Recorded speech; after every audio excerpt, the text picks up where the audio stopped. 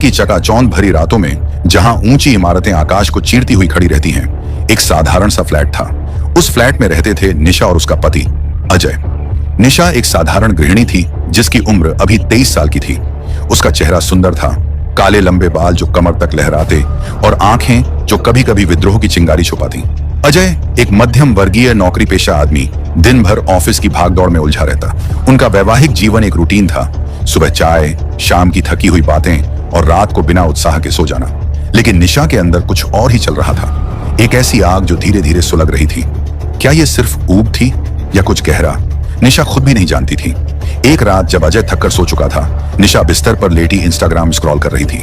Screen की नीली रोशनी उसके चेहरे पर पड़ रही थी और अचानक एक मैसेज आया। प्रोफाइल पिक्चर में एक जवान लड़का था, मस्कुलर बॉडी, शरारती मुस्कान, नाम था रोहन। वो एक फिटनेस ट्रेनर था और उसकी पोस्ट्स में जिम की तस्वीरें थीं जो निशा को आकर्षित कर गईं। मैसेज साधारण था, तुम्हारी स्माइल कमाल की है। निशा ने हिचकिचाते हुए रिप्लाई किया। बातें बढ़ी। रात के 2 बजे तक वो चैटिंग में खो गई। रोहन की बातें मीठी थीं, फ्लर्टी, ऐसी जो अजय कभी न कह पाया। निशा को लगा जैसे कोई नई हवा उसके जीवन में आ रही हो। धीरे धीरे वो मैसेज प्यार में बदल गए। निशा का दिल धड़कने लगा जब रोहन का नाम स्क्रीन पर चमकता। वो कल्पना करने लगी, उसके मजबूत हाथों को, उसकी गर्म सांसों को। प्यार, शायद, या फिर सिर्फ एक भूख जो सालों से दबी हुई थी। हर मैसेज के साथ निशा का मन उड़ने लगता, जैसे वो एक सपने की दुनिया में खो रही हो। लेकिन क्या ये सपना टूटेगा? वो नहीं जानती थी। कुछ दिनों बाद एक दोपहर अजय ऑफिस चला गया था। निशा अकेली थी। घर में सन्नाटा पसरा हुआ, ऐसी खराब हो गया था। गर्मी असहनीय थी। निशा ने सर्विस सेंटर को कॉल किया और आश्चर्य से वो रोहन का नंबर मिला। मैं आ रहा हूं, रोहन ने फोन पर कहा, उसकी आवाज में एक छिपी हुई उत्सुकता। आधे घंटे बाद दरवाजा खटखटाया गया। रोहन खड़ा था, सफेद टी शर्ट जो उसके मसल्स को उभार रही थी, जीन्स जो टाइट बैठी हुई, उसके चेहरे पर वही शरारती मुस्कान। ऐसी ठीक करने आया हूं, उसने कहा, लेकिन आंखों में कुछ और था। निशा ने उसे अंदर आने दिया। हवा में तनाव था, जैसे बिजली का तार चरम पर हो। रोहन ऐसी के पास गया, लेकिन उसकी नजरें निशा पर टिकी रहीं। रोहन ने ऐसी खोला, लेकिन काम धीरे धीरे हो रहा था। निशा पास खड़ी थी, उसकी साड़ी का पल्लू हल्का सा सरक गया, कंधा नंगा। रोहन ने मुड़कर देखा और अचानक उसने निशा का हाथ पकड़ लिया। तुम्हें पता है, मैं तुम्हारे बारे में सोचता रहता हूं, उसने फुसफुसाया। निशा का दिल तेज धड़का। वो पीछे हटी नहीं। रोहन ने उसे खींच लिया। उसके होंठ निशा के होंठों से मिल गए। चुंबन जुनूनी था, कठोर, भूखा। निशा के हाथ रोहन की पीठ पर चले गए, नाखूनों से हल्के से खरोंचते हुए। रोहन ने उसे दीवार से सटा दिया, साड़ी का आंचल खींचा, ब्लाउज के हुक खोले। निशा की सांसें तेज हो गईं। रोहन ने अपना मुंह नीचे झुकाया, निशा की पीठ को चूमा, फिर पेट को, धीरे धीरे गर्म सांसों से। निशा का शरीर सिहर उठा, फिर गले से होते हुए दोनों एक दूसरे में लिपट गए, जैसे दुनिया भूल गई हो। वो 2 घंटे तक लगे रहे, एक दूसरे की गर्माहट में खोए हुए, सिसकियां दबाते, पसीने से तर। कमरा उनकी सांसों से गूंज रहा था। ऐसी ठीक ही नहीं हुआ, लेकिन वो दोनों को भूल गए थे। बाहर सूरज ढल रहा था, लेकिन अंदर एक नई आग जल रही थी। उस दिन के बाद निशा बदल गई। रोहन का स्पर्श उसके खून में घुल गया। हर रोज अजय के जाते ही वो रोहन को मैसेज करती, ऐसी फिर खराब है। रोहन आता, टूल बॉक्स बहाना लेकर, दरवाजा बंद, और फिर वो जुनून। कभी किचन में निशा काउंटर पर झुकी, रोहन पीछे से लिपट जाता, उसके कंधों को चूमते हुए। कभी बाथरूम में शावर के पानी के नीचे साबुन से लिपटे हुए रोहन निशा की गर्दन को चूमता, फिर पीठ को, और दोनों लिपटकर घंटों लगे रहते। कभी लिविंग रूम के सोफे पर निशा की टांगें रोहन के कंधों पर लिपटी, वो गर्माहट में खो जाते, सिसकियां दबाते। रोहन निशा को नई नई चीजें सिखाता, हल्की बाइंडिंग, आंखें पट्टी से बांधकर, स्पर्श की दुनिया। एक बार उसने निशा के हाथ बांध दिए, फिर धीरे धीरे चूमना शुरू किया, पीठ से पेट, गले से होकर। निशा सिहरती, लेकिन सुख की लहरें आती। रोहन हमेशा तैयार रहता, कभी निशा के कंधों पर सिर रखकर, कभी लिपटकर। वो घंटों चलता, कभी धीरे, कभी तेज। निशा का शरीर उसके निशानों से भर गया, हल्के चूमने के दाग, सिसकियों के निशान। अजय को शक न हुआ, क्योंकि निशा रात को थकी हुई लेट जाती, बहाना बनाकर। लेकिन अंदर से वो रोहन की गुलाम हो गई थी। प्यार नहीं, ये लत थी, स्पर्श की, जुनून की, जो धीरे धीरे घातक बन रही थी।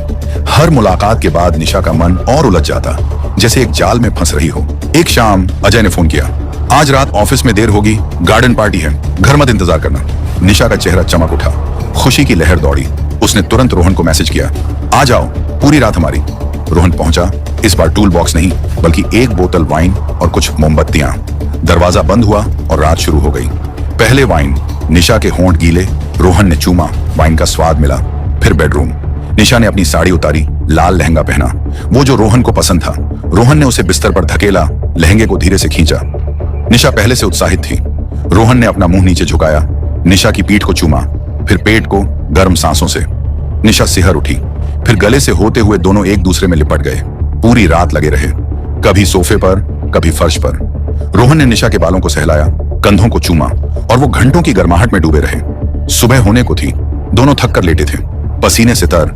बाहर पक्षी चहकने लगे, लेकिन अंदर सन्नाटा था, एक मीठा थकान भरा सन्नाटा। तभी दरवाजे की चाबी घूमी। अजय, पार्टी जल्दी खत्म हो गई थी। वो अंदर आया, बेडरूम की रोशनी देखी, दरवाजा खुला था। सामने का नजारा, उसकी पत्नी निशा रोहन के साथ लिपटे हुए। अजय का चेहरा सफेद पड़ गया, सदमा, गुस्सा, आंखें फटी हुई। निशा, ये क्या? वो चिल्लाया, लेकिन आवाज कांप रही थी। निशा घबरा गई, उसका दिल धक से रह गया। शरीर पर कपड़े बिखरे थे, रोहन का हाथ अभी भी उसकी जांघ पर। वो उठी, चादर खींची, लेकिन देर हो चुकी थी। अजय आगे बढ़ा, गुस्से में हाथ उठाया। तूने मुझे धोखा दिया। उसकी आंखों में आंसू थे, मुट्ठियां बंद। निशा पीछे हटी, डर से कांप रही। रोहन बिस्तर पर बैठा था, नंगा, लेकिन उसकी आंखों में ठंडक थी। वो उठा, चुपचाप। अजय निशा की ओर बढ़ा, गला पकड़ने को। तभी रोहन ने पीछे से कुछ निकाला, जेब से चाकू, चमकदार, तेज। बिना सोचे एक झटके में अजय की पीठ में घोंप दिया। चाकू गहराई तक गया, रीढ़ की हड्डी छू गया। अजय चीखा, लेकिन आवाज अधूरी रही। खून फूट पड़ा, लाल धारा बिस्तर पर। वो मुड़ा, रोहन को देखा, आंखों में अविश्वास। रोहन ने फिर घोंपा, इस बार पेट में आंतें कट गईं। अजय गिर पड़ा बिस्तर पर, खून बहता रहा, गर्म, चिपचिपा। निशा चीखी, लेकिन रोहन ने उसका मुंह दबा दिया। चुप, उसने फुसफुसाया। अजय तड़प रहा था, हाथ पैर फड़फड़ा रहे, सांसें रुक रुक कर। रोहन ने तीसरी बार चाकू मारा, गले में। धमनियां कट गईं, खून का फव्वारा। अजय की आंखें खुली रहीं, लेकिन जान उड़ गई। शव स्थिर हो गया, खून से लथपथ। कमरा मौत की गंध से भर गया। निशा कांप रही थी, लेकिन रोहन के स्पर्श में एक अजीब सुख था, डर और उत्साह का मिश्रण। अब हम आजाद हैं, रोहन ने कहा, लेकिन निशा ने सुना ही नहीं। बाहर हवा चल रही थी, लेकिन अंदर ठंडक उतर आई। दोनों ने मिलकर शव को साफ किया, चादरें फेंकी, खून पोंछा, शव को बिस्तर पर लिटाया जैसे सो रहा हो। रोहन ने एसी को 18 डिग्री पर सेट किया। ठंडी हवा चलेगी, सड़न नहीं आएगी, लाश जम जाएगी, किसी को शक न होगा। निशा ने कमरा लॉक किया, चाबी जेब में। दोनों बाहर निकले, रात के अंधेरे में। फ्लाइट का टिकट पहले से बुक था, रोहन ने प्लान किया था।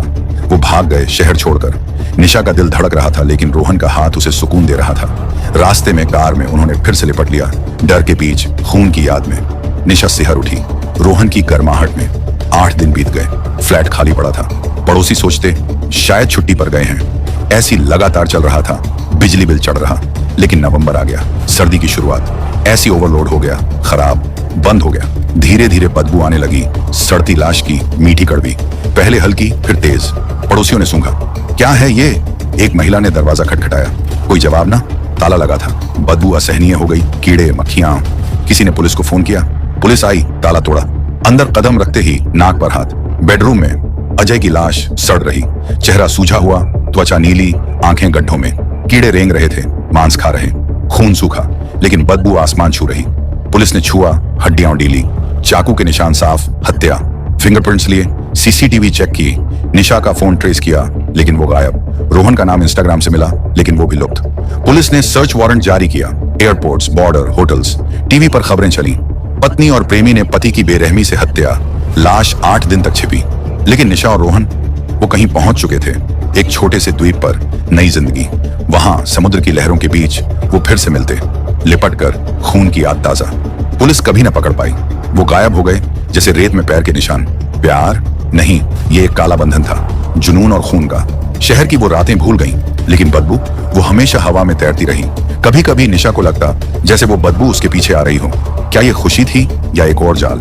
समय ही बताएगा। अगर आपको हमारी मेहनत और यह वीडियो पसंद आई तो एक लाइक जरूर करें। ऐसी और बढ़िया बढ़िया वीडियो देखने के लिए हमारे चैनल को करें सब्सक्राइब और कमेंट में बताइए आपको वीडियो कैसी लगी।